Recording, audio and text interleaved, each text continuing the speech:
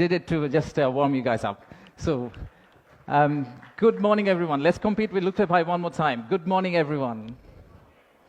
Thank you, thank you. Thank you for everyone for coming from such long distance. And we apologize for ones that we could not manage to give accommodation. We had exceptional level of interest for the summit, which is really great to see for us. My first slide is thank you slide. That's not the last slide. We just wanted to thank all of you for kindly coming and joining the summit. So the purpose of the summit is today, sitting in this forum, we would like to say that we are open for business, and we're really committed to win business from all of you. And to do that, we have already thrown Lutfi Siddiqui at you, not literally, but verbally. We'll also throw a Nobel Prize winner at you. We'll do anything to make sure that we win business from you. But first, I would like to take you to future. Let's think about a movie, Back to the Future. Let's go into that set and imagine that we are in 2035. In 2035, how would Bangladesh look like? You'll all be here again. My successor is going to be here presenting. That will be the 10th investment conference for us. And in that conference, we will not be talking about a rising economy, but we'll be talking about a regional manufacturing powerhouse. A country that's connecting east to the west, a bridge that connects Himalayas to Bay of Bengal, a manufacturing hub that is infested by global investors and local investors who are now exporting to the rest of the world. That vision, that imagination is what's driving us today. But it all started actually about 8 months ago. So from the future, let's go back in time to August 5th, 2024. It's a personal story for almost all of us. Unfortunately, I was in Singapore in an investment banking trading room, but my family was here. My wife was on summer holidays. My brother, who came from Cambridge for summer holidays as well, they were all out on street as part of the protest. So at around noon, Singapore time, I asked them, what's going on? What's happening in Dhaka?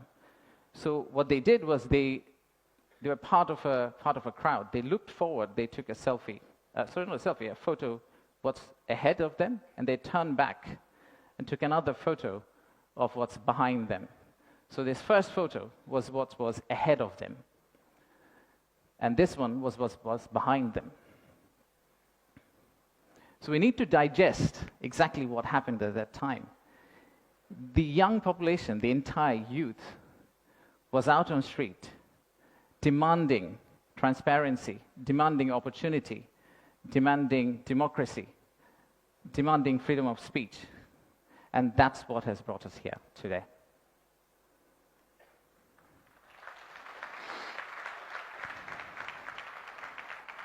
So today, the expectations are very high. The young population of our country, they're global.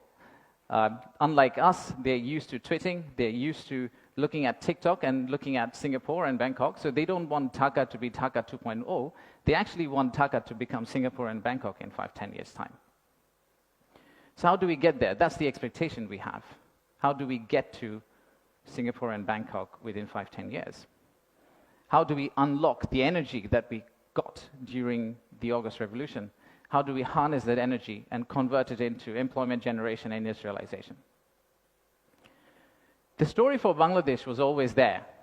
A lot of you already know about it. We have 180 million domestic market. We have a young population. Almost half of it is less than 25 years old. The middle and affluent class is about 35 million people, which is as big as the Malaysian total population. We have many, many other factors that has led to where we are today. And actually, I must say that there are companies who have been here for more than 100 years and have made exceptional returns compared to the global markets. So if you look at some of these companies who have actually operated in Bangladesh for a long, long time, the returns they have got in Bangladesh is actually significantly higher than the global average. And today, we also have a fantastic news that one of our own startups called ShopUp, the news came out about an hour ago in Bloomberg that the Saudi sovereign PIF, their investment arm called Sanabil Investments, they have actually co-led a round of $110 million along with Peter Thiel's Valor Ventures to invest in one of our own startup to go global. So let's give a big round of applause to ShopUp.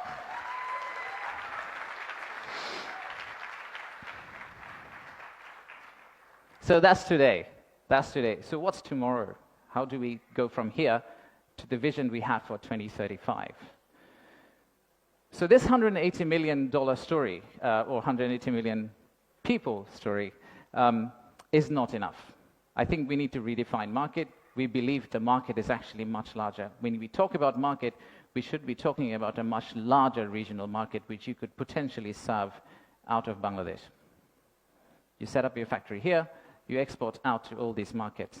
At the same time, I would expect these markets to set up their factories and push it back to Bangladesh, use the ports of Bangladesh, and potentially export out to the rest of the world.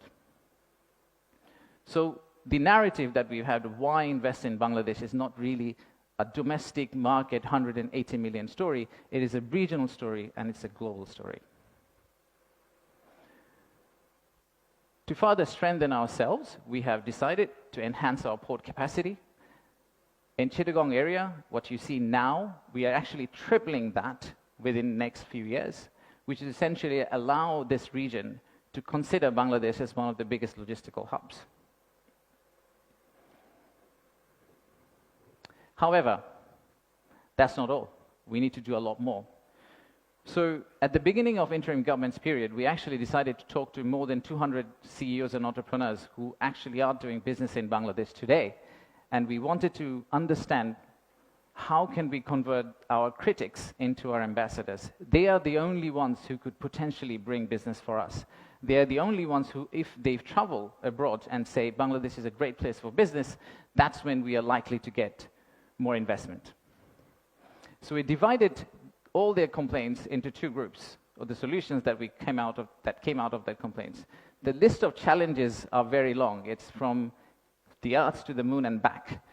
But we whittled it down to a few action items, some of which are short-term wins, so some of that you see here, some of which are actually long-term policy reforms that we would like to also undertake and set the direction of travel for the country in the right course so that the incoming government, the next government, the political parties who come and start driving this economy, they can follow the same script for us. I'll give you a few examples. Let's start with, we talked about a true one-stop service. There are two elements of one-stop service. The first one is the human element, and then there is a digital element.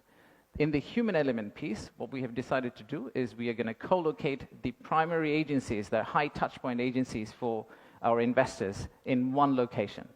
So that instead of the investors walking around different ministries, and we have a lot of them in Bangladesh, they all come to one office and they end up meeting everyone.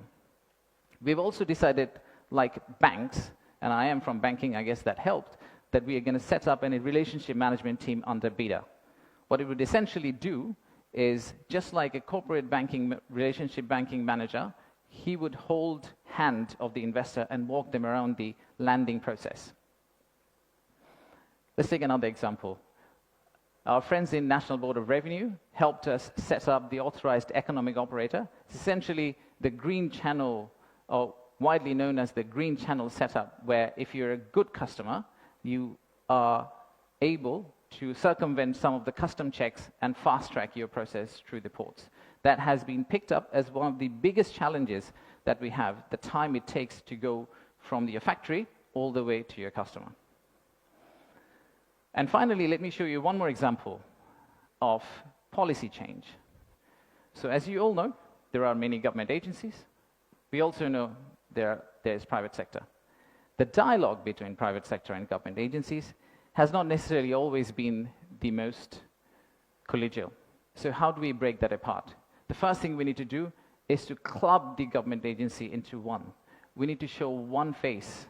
We need to be one outfit for our customers, our investors. And then create a bridge between our private sector and the government of Bangladesh.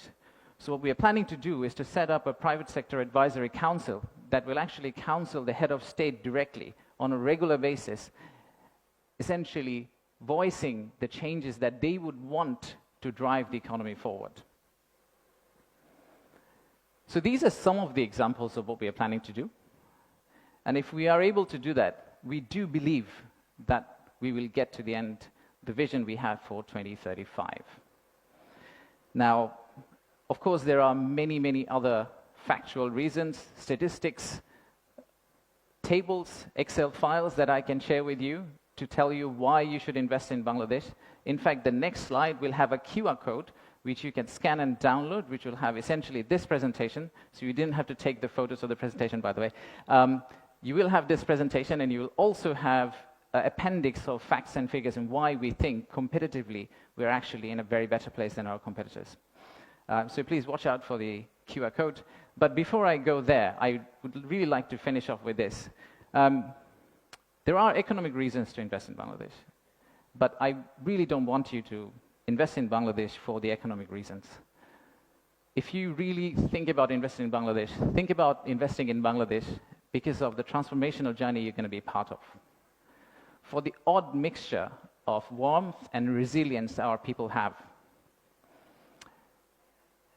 and our century-old culture paired with the shared values that we have with you. So I